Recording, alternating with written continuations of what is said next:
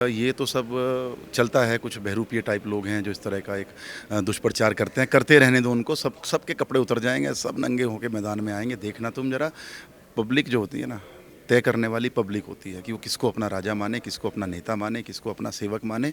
तो उसी सोच के साथ हम लोग काम कर रहे हैं और मैं पूरी उम्मीद के साथ, मैं पूरा आश्वस्त हूँ कि पब्लिक जो है इस बार बहुत ज़बरदस्त बहुमत के साथ हमें विधानसभा भेजने का काम करेगी। तो पब्लिक इस बार बहुत जागरूक होकर चुनाव में जा रही है और हम लोग भी जागरूक कर रहे हैं।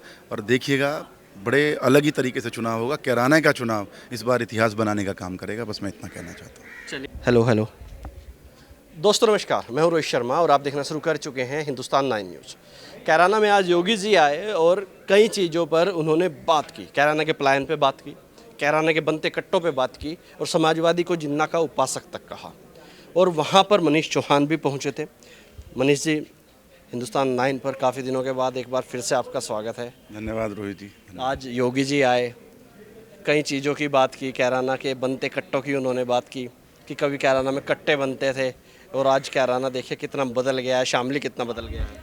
देखिए, तो सच्चाई है। शामली में जो 10 साल में जो एक ऐतिहासिक बदलाव हुए हैं, उसकी तो कल्पना भी नहीं कर सकते आप।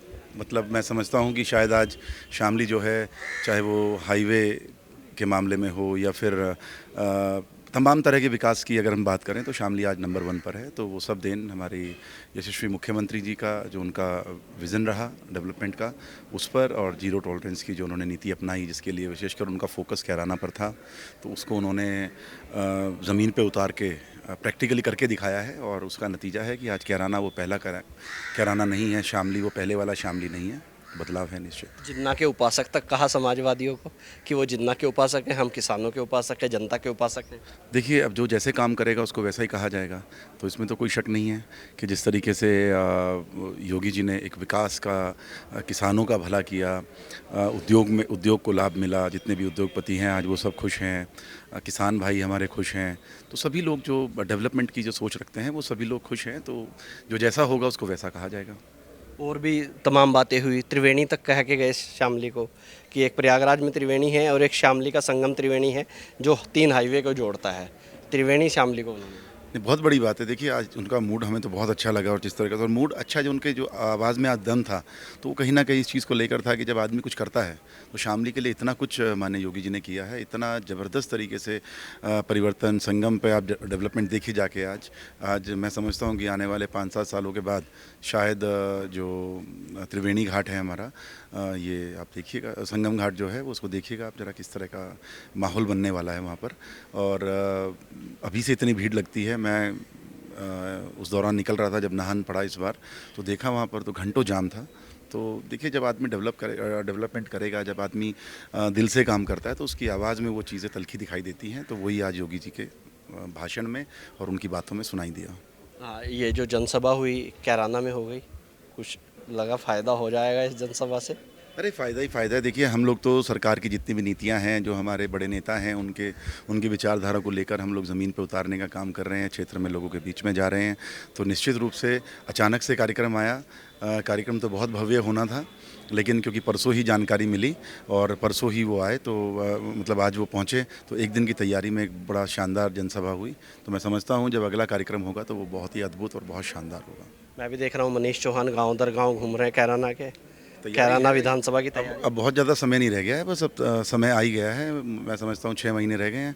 तो हम लोग तैयारी, फुल फोकस, पूरा अपना गांव दर गांव जाकर मैन टू मैन वर्किंग है और डेवलपमेंट तो चल ही रहा है सारा। तो पूरा हम फोकस्ड हैं और तैयारी है पूरी लगभग हमारी। कैसे तोड़ेंगे वो जो गढ़ सा बन गया है? अरे, आप देखिए भाई बहन दोनों ना ही दिख रहा, दोनों वहाँ पे हैं। अरे, चाहे कोई और भी आ जाए, कोई दिक्कत वाली बात नहीं है। आप जितनी ताकत जिसको लगानी है लगाने दो। बहुत शानदार तैयारी के साथ हम लोग चुनाव मैदान में हैं। बस भगवान करे कि मौका मिले, जल्दी टिकट हो जाए, और उसके बाद देखिए आप ज़रा कैराना में इस बार कैसे वर्चस्व लहराता है और किस तरीके से। आप गढ़ की बात कर रहे हैं, गढ़ दिखाई भी नहीं देगा कहीं, देख लीजिएगा आप। टूट जाएगा। 100%, 100 नहीं, 1000%, और 1000 नहीं, मैं कह रहा हूँ 1 करोड़% टूटेगा। मनीष चौहान को घेरने की भी कोशिश की गई अभी कुछ दिन पहले। देखो, बहुत एक समाज को भड़काने की कोशिश की गई। देखिए, ज़मीनी स्तर पे जो है वो दिखाई देगा। ज़मीनी स्तर पे जो काम हो रहे हैं वो दिखते हैं, वो होंगे, उनको आप बदल नहीं सकते हैं। और ये तो सब चलता है, कुछ बहरूपिये टाइप लोग हैं जो इस तरह का एक दुष्प्रचार करते हैं। करते रहने दो उनको, सबके कपड़े उतर जाएंगे, सब नंगे होकर मैदान में आएंगे। देखना तुम जरा, पब्लिक जो होती है ना, तय करने वाली पब्लिक होती है कि वो किसको अपना राजा माने, किसको अपना नेता माने, किसको अपना सेवक माने। तो उसी सोच के साथ हम लोग काम कर रहे हैं और मैं पूरी उम्मीद के साथ, मैं पूरा आश्वस्त हूँ कि पब्लिक जो है इस बार बहुत ज़बरदस्त बहुमत के साथ हमें विधानसभा भेजने का काम करेगी। कल नाई दर्शन इकरासन के बारे में बात कर रहा था आपकी पार्टी के नेता नील चौहान से।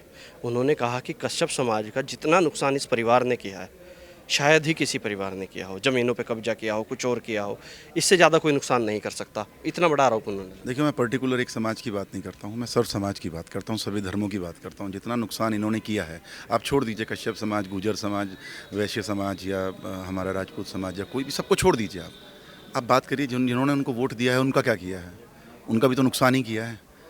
तो पब्लिक इस बार बहुत जागरूक होकर चुनाव में जा रही है और हम लोग भी जागरूक कर रहे हैं और देखिएगा बड़े अलग ही तरीके से चुनाव होगा। कैराना का चुनाव इस बार इतिहास बनाने का काम करेगा, बस मैं इतना कहना चाहता हूँ। चलिए, आपका बहुत बहुत धन्यवाद। देखिए, मनीष चौहान जी हमारे साथ थे। आरोप लगाया है कि जितना नुकसान नाहिद और इकरा हसन के परिवार ने समाज का किया है वो शायद ही किसी ने किया हो। अब तक लेते रही, मैं रोहित शर्मा, आप देख रहे हैं हिंदुस्तान 9। जय हिंद।